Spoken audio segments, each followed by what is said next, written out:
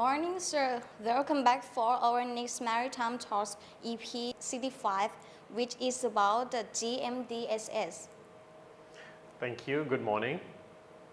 Okay, sir, can you please tell us in brief about yourself? Well, I am a second officer and I hold a GMDSS license from United Kingdom. Presently we are going to speak about the global maritime distress safety systems today in this maritime talk. Can you give us the overview of the GMDSS?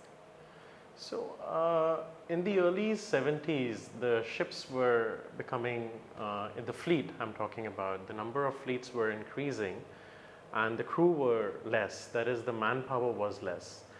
And at that time, it was not also considered economical to hire radio officers. So, due to which it became mandatory for the deck officers to monitor and take care of the radio communications on board.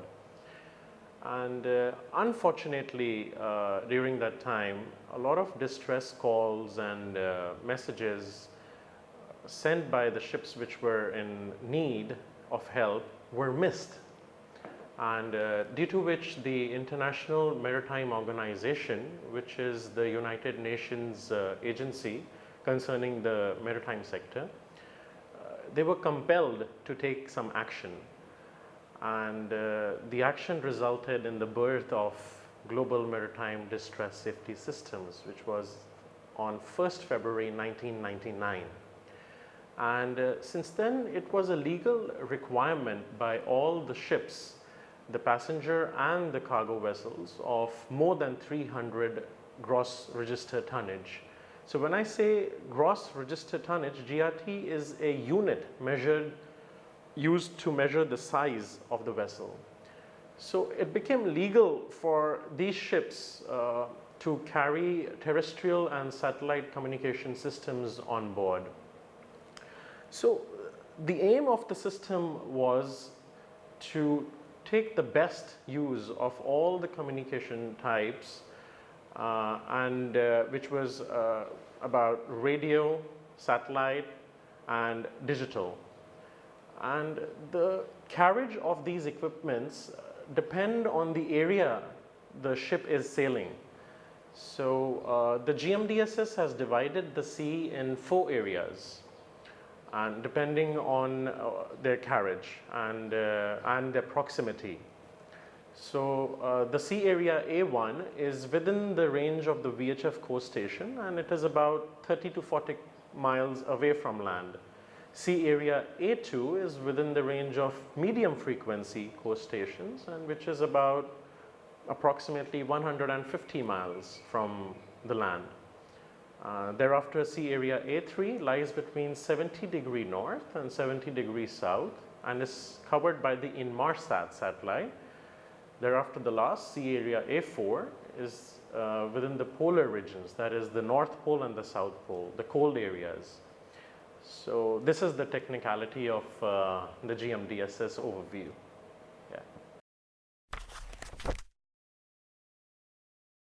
What are the aims and objectives of this modular course?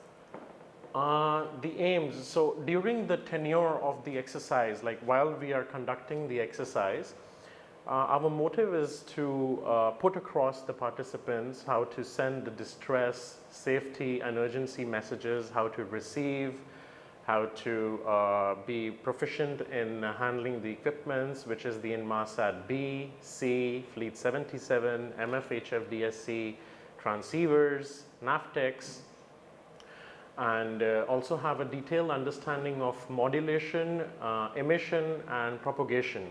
So when I say these 3 words, this means there are properties of waves when we send and receive the frequencies. For example, when they merge, so what is the effect of merging of frequencies? If the antenna height is big or small, if the antenna is tall, how it's going to send the signal and how is it going to affect the frequencies of the due to the length of the antennas, the vertical beam widths, the horizontal beam widths. So all of this is defined in the modulation.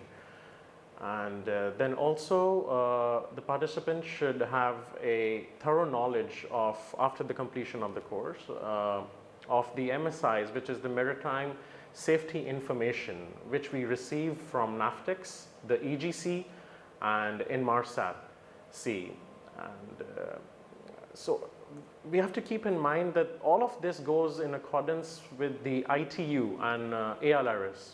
When I say ITU, ITU is the International Telecommunication Union, and ALRS is a publication, Admiralty List of Radio Communications. So the maritime segment has a lot of publications for a lot of roles. So different publication, different volume is for different kind of an operation the ship is going to carry. For GMDSS, we follow the volume 5, which is compliant with the SOLAS chapter 4, radio communications. What is the structure of the examination? The structure is like the first part is the radio RT communication practical exam, which is compliant with the simulated exercises along with the log keeping. And the second part is the theoretical examination, followed by the last part, which is the operational practical exercise, which with the whole run of the GMDSS. So the entire GMDSS equipments is tested in the last practical test. What is the eligibility criteria? So the participant can be of any capacity. He can be a cadet, AB or OS, and he should have a minimum sea experience of 6 months, and his age should not be less than 18 years. Yeah. It seems so interesting. So how many participants at the time can study GMDSS here? Here at the moment, we are able to accommodate 12 participants at a time for a course. Great. I feel it's so much fun studying this modular course, but at the same time, it consists of many safety procedures. Yeah, see, since it's a 7 to 8 days course, including so many practical and written examinations, it holds a great responsibility, and along with that we have a lot of safety equipments also to be handled with great care and responsibility. I mean, a single mistake can result to a catastrophic situation, and you know, even false signals or false distress alerts sent to the coast radio stations can cause a lot of miscommunication and hazards. And to keep everything in control on for the operations in sea, a thorough knowledge and practice is important, and this course makes sure that the participants are competent enough to conduct safety procedures on board. Yeah, comes with a great responsibility. Thank you so much, sir, for your time today, and with this we end our Maritime Talk episode 65. Thank you. Thank you. And I hope to see you soon again.